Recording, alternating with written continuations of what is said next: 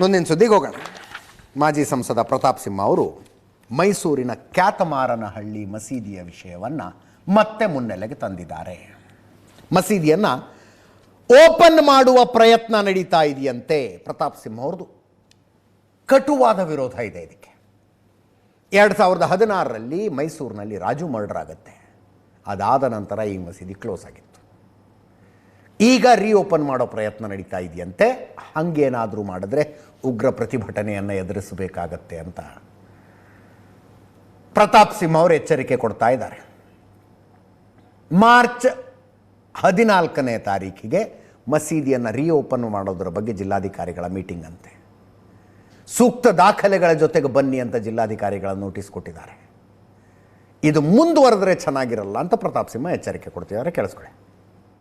ಸಿದ್ದರಾಮಯ್ಯನವರಿಗೆ ನಾನು ಚಾಲೆಂಜ್ ಮಾಡಲಿ ಹೇಳಲಿಕ್ಕೆ ಬಯಸ್ತೀನಿ. ನೀವು ಎಷ್ಟೇ ಪ್ರಯತ್ನನ ಮಾಡಿ ಆ ಮಸೀದಿನೇ ನೀವು ಅನಧಿಕೃತವಾಗಿ ಮಾಡಿದಂಥ ಮಸೀದಿಯನ್ನು ತೆರೆಸಿ ನೋಡೋಣ. ನಾವು ಉಗ್ರವಾದಂಥ ಹೋರಾಟವನ್ನು ಕೂಡ ಮಾಡ್ತೀವಿ, ಯಾವುದೇ ಕಾರಣಕ್ಕೂ ಬಿಡಲ್ಲ. ಅದೇ ಉದಯಗಿರಿ ಸ್ಟೇಷನ್ ವ್ಯಾಪ್ತಿನಲ್ಲಿ ಬರುವಂಥ ಕ್ಯಾತಮಾರನಹಳ್ಳಿನಲ್ಲಿ ಇವತ್ತು ನೀವು ಅನಧಿಕೃತ ಮಸೀದಿಯನ್ನು ಮತ್ತೆ ಓಪನ್ ಮಾಡಲಿಕ್ಕೆ ಹೊರಟಿದ್ದೀರಿ ಅಂತ ಹೇಳಿದರೆ ನಿಮ್ಮ ಉದ್ದೇಶ ಏನು ಸರ್? ಸಿದ್ದರಾಮಯ್ಯನವರಿಗೆ ನಾನು ಚಾಲೆಂಜ್ ಮಾಡ್ತೀನಿ. ನೀವು ಮುಖ್ಯಮಂತ್ರಿ ಇದ್ದೀರಿ, ನಾನು ಏನೂ ಅಲ್ಲ, ನಾನೊಬ್ಬ BJP ಕಾರ್ಯಕರ್ತರ. ನೋಡೋಣ, ನೀವು ಓಪನ್ ಮಾಡಿಸಿ ನೋಡ್ತೀನಿ. ಪೂರಕ ದಾಖಲೆಯನ್ನು ನಾವು ಕೊಡಿ ಅಂತ ಕಾರ್ಪೊರೇಷನ್ ಕಮಿಷನರ್ಗೆ 5 ನಿಮಿಷದ ಕೆಲಸ ಇದು. ಅನಧಿಕೃತ ಮಸೀದಿಯನ್ನು ಮತ್ತೆ ಓಪನ್ ಮಾಡಲಿಕ್ಕೆ ಹೊರಟಿದ್ದೀರಿ ಅಂತ ಹೇಳಿದರೆ ನಿಮ್ಮ ಉದ್ದೇಶ ಏನು ಸರ್? ನಿಮಗೇನು 1000 ಓಟ್ ಬಿಟ್ಟರೆ ಯಾರ್ದು ಬೇಡವಾ?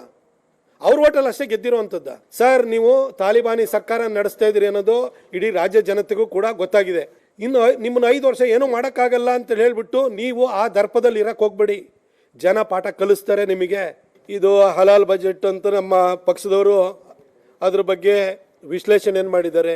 ಇದರಲ್ಲಿ ಯಾವ ತಪ್ಪು ನನಗೆ ಅಥವಾ ಇದರ ಸತ್ಯಕ್ಕೆ ದೂರವಾದಂಥ ಯಾವ ವಿಚಾರ ಇದೆ ಅಂತ ನನಗೆ ಅನ್ನಿಸ್ತಾನೆ ಇಲ್ಲ. ಸಿದ್ದರಾಮಯ್ಯನವರೇ, ಈ ರಾಜ್ಯದಲ್ಲಿ ಮುಸಲ್ಮಾನರನ್ನು ಬಿಟ್ಟರೆ ಇನ್ಯಾರು ನಿಮಗೆ ಕಣ್ಣಿಗೆ ಕಾಣಲ್ವಾ? ಈ ರೀತಿ ಜಾತಿ ಆಧಾರದ ಮೇಲೆ ಗಣತಿ ಮಾಡಿದ್ರಲ್ವ ನೀವು? ಕರ್ನಾಟಕದ ಟ್ಯಾಕ್ಸ್ ಕಲೆಕ್ಷನ್ ಏನಿದೆಯಲ್ಲ ಅದು ಧರ್ಮದ ಆಧಾರದ ಮೇಲೆ ಮಾಡಿ. ಸರ್, ಮಸೀದಿಯಿಂದ 5 ರೂಪಾಯಿ ಬರ್ತಾ ಇದೆಯಾ ಸರ್ ಸರ್ಕಾರಕ್ಕೆ? ಚರ್ಚಿಂದ 5 ರೂಪಾಯಿ ಬರ್ತಾ ಇದೆಯಾ?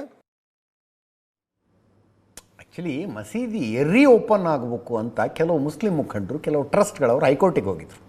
ಹೈಕೋರ್ಟು DC ಸೂಚನೆ ಕೊಟ್ಟಿದೆ 12 ವಾರಗಳಲ್ಲಿ ಇದನ್ನು ಬಗೆಹರಿಸಿ ಅಂತ. ಅದರ ಪ್ರಯತ್ನ ನಡೀತಾ ಇರೋದು.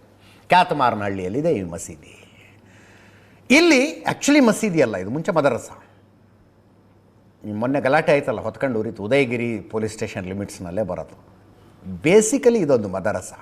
40 ಜನ ಮಕ್ಕಳಿಗೆ ಮದರಸ ಶುರುವಾಗಿತ್ತು. ಬರ್ತಾ ಬರ್ತಾ ಬರ್ತಾ ಬೇರೆ ಬೇರೆಯವರು ಹೊರಗಡೆಯಿಂದ ಬಂದು ನಮಾಜ್ ಮಾಡ್ತಾ ಮಾಡ್ತಾ ಮಾಡ್ತಾ ಮದರಸ ಮಸೀದಿ ಆಗಿಬಿಡ್ತು. ಸ್ಥಳೀಯ ಜನ ವಿರೋಧ ಮಾಡೋದಕ್ಕೆ ಶುರು ಮಾಡಿದ್ರು. ಏಕಾಏಕಿ ಹಂದಿ ತಲೆ ಬಿದ್ದು ಬಿಡುತ್ತಲ್ಲಿ. ದೊಡ್ಡ ವಿವಾದ ಆಗುತ್ತೆ, ಗಲಾಟೆ ಆಗುತ್ತೆ, ಮಸೀದಿ ಬಂದಾಗ್ಬಿಡುತ್ತೆ. ರಾಜು ಅಂತ ಈ ಮಸೀದಿಯನ್ನು ಮುಚ್ಚಿಸೋದಕ್ಕೆ ಹೋರಾಟ ಮಾಡ್ತಾ ಇದ್ದಂಥ ಹಿಂದೂ ಕಾರ್ಯಕರ್ತ 2016ರಲ್ಲಿ ಕೊಲೆಯಾಗದು.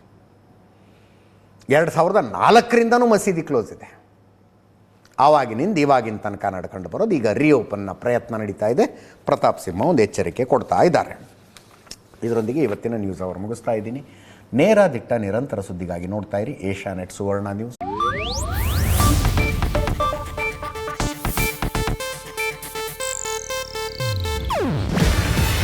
ಇದು ಏಷ್ಯಾನೆಟ್ ನ್ಯೂಸ್ ನೆಟ್ವರ್ಕ್ ಪ್ರಸ್ತುತಿ. ನೀವು ನೋಡ್ತಿದ್ದೀರಾ ಏಷ್ಯಾನೆಟ್ ಸುವರ್ಣ ನ್ಯೂಸ್.